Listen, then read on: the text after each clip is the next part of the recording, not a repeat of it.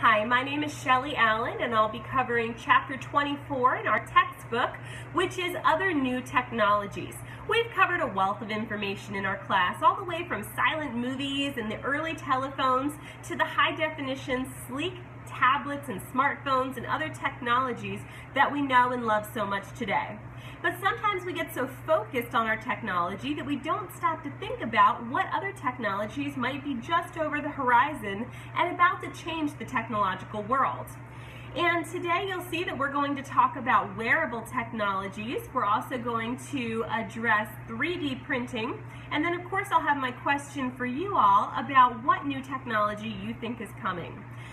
So the authors really address the idea that technology moves very quickly. They even say that by the time the textbook would be published, which was last year in 2014, there would already be advances from the time that they wrote the chapter. Additionally, there have been advances since the textbook was published just a year ago, because that is the nature of technology. It moves very quickly and there's always something new in development. And the first thing I'll talk to you about today is wearable technology, which is divided into 3 subcategories: fitness bands, smartwatches, and smart glasses.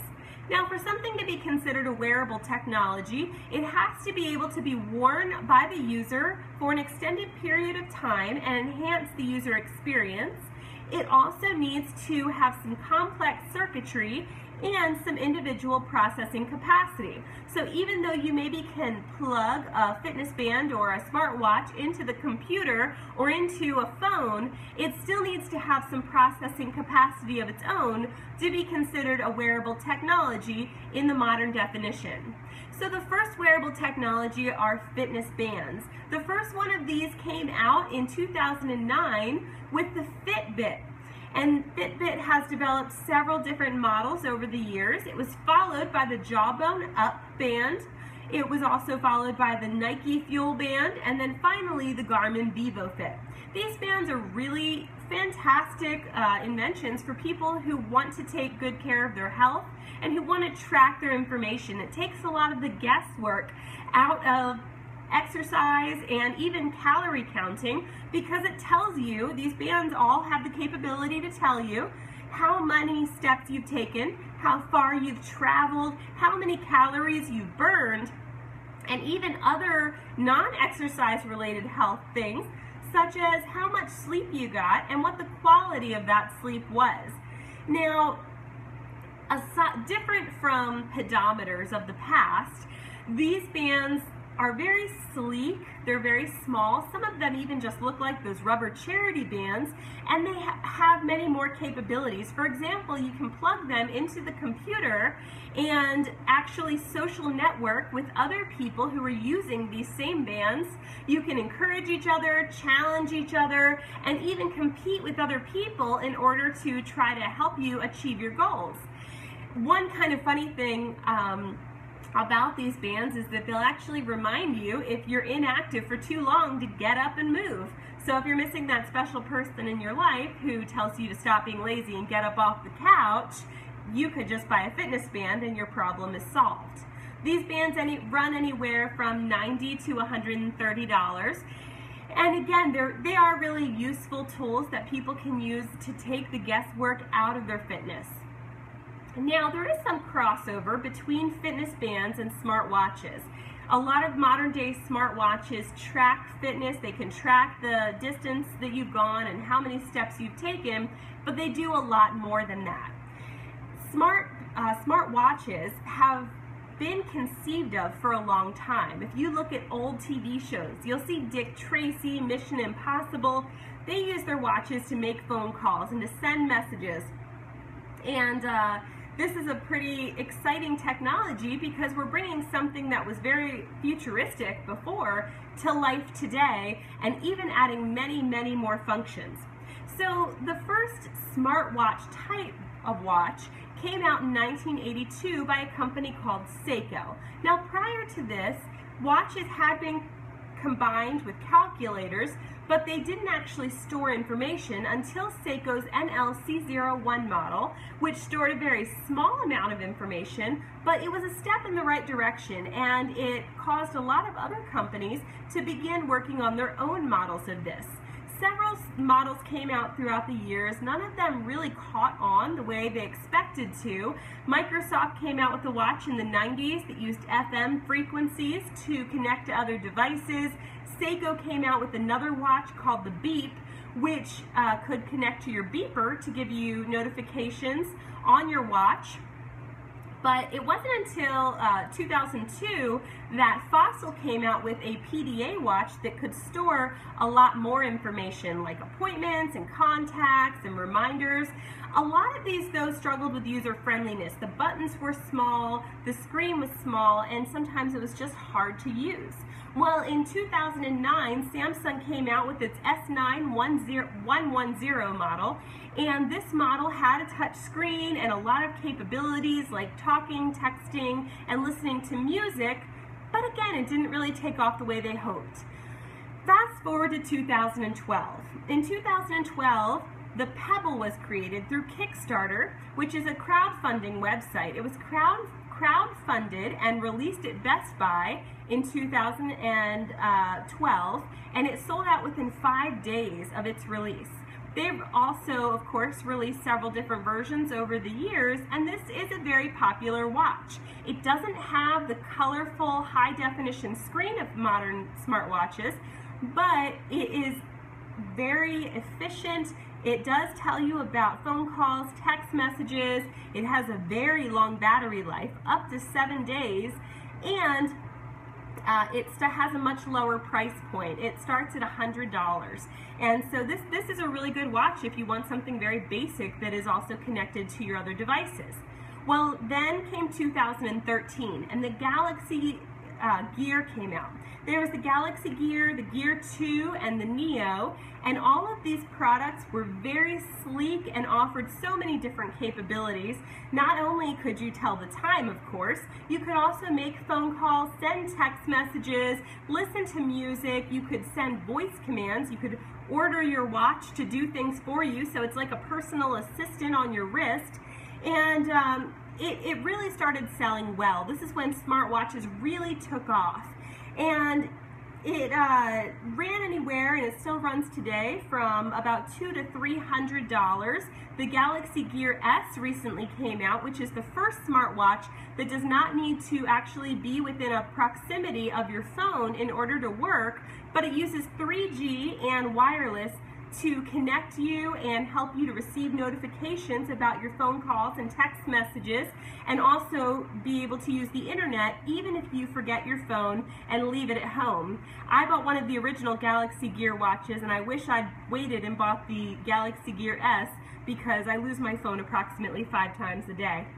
Well, I am sure all of you know that the Apple Watch came out recently. You probably would have to be kind of living under a rock to not see the aggressive advertising campaign that Apple's put together about their Apple Watch. It was released just over a week ago, so this presentation is really timely. The Apple Watch has a lot of different tasks that it can complete, a lot of different capabilities, and it's very similar to like the Galaxy Gear in a lot of ways, but of course it has its own Apple stamp on it. They have a special digital crown on the side of the watch face that allows the user to scroll in and out on the screen without having to pinch or expand. And they also have a pressure-sensitive screen that allows users to open up more options by applying more pressure on the screen. All of these things are designed to make the Apple Watch more user-friendly and to make the interface more visually appealing.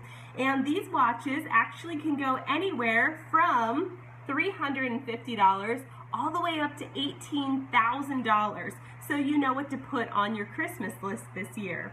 Now let's move on to smart glasses. Smart glasses are something that are still in development in most companies.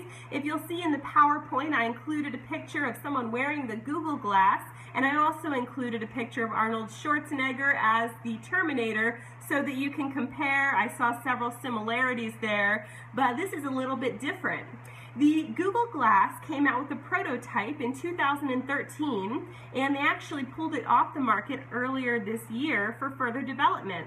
And other companies such as Sony and several other companies have tried to take advantage of Google pulling this off the market to release their own versions of smart glasses, but there are certainly challenges associated with that, which I'll address in just a moment.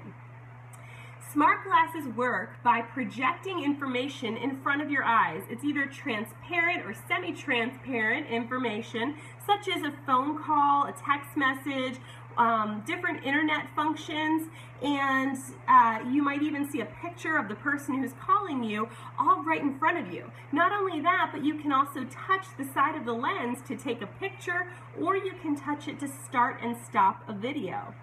Well, there are several problems with this. First of all, driving. No one wants anyone on the road driving while they're also looking through these smart glasses, and there are laws in place to ban smart glass use while you're driving.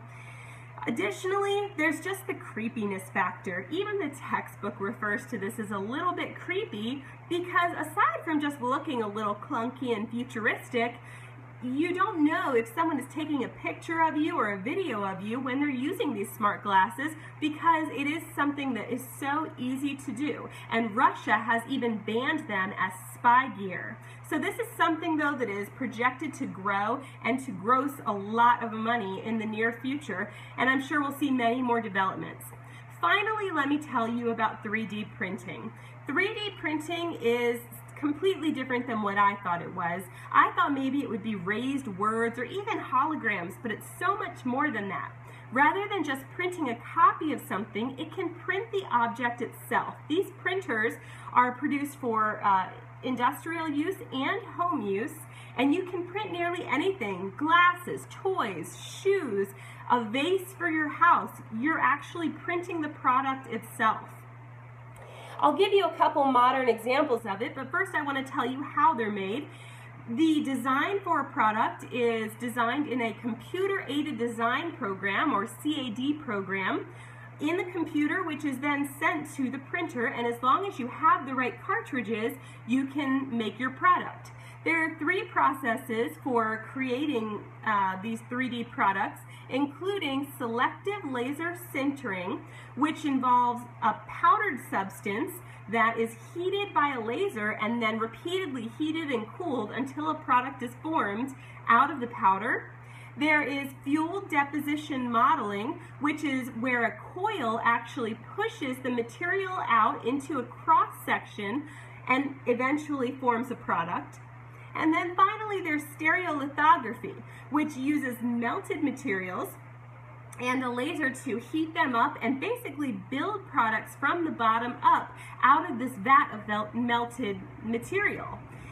And these 3 products are used in, these 3 processes are used in different situations, but any of them can be used to form these products. And when we look at the different uses for this, it's kind of amazing and mind-blowing because it's used for industry. Boeing is actually using 3D printing to make airplane parts. It's also even used for food. Hershey is in talks right now with 3D printers to make it possible to print chocolate. So your kids may not remember baking cookies with mom. Your kids may remember printing cookies with mom. And it's something very different than what we've known in the past. You could print decorations for your house. Again, you could print a pair of shoes. Nike has used 3D printing to actually print shoes. There's also the healthcare element. Certain healthcare professions and doctors can use systems to design human tissue and human body parts. A baby was actually saved just this last week through an airway designed through 3D printing. Then let's quickly address the challenges. There have already been 3D guns printed, and they're plastic guns, and they have been banned in some places, such as Philadelphia, which is probably pretty smart if you've ever met a Philadelphia sports fan. And then also identity theft. There's a researcher out there who says that if you find a piece of stray hair or even a cigarette butt, you could pull the DNA off of that and use it to put into a computer system and print someone else's face in order to steal their identity or commit crimes. All of these technologies are so advance beyond what we know, and they will continue to develop. They're all projected to grow. My question for you is, what will the next new technology be? Do you think that one of these is going to continue to develop and become more popular, or will it be something else entirely?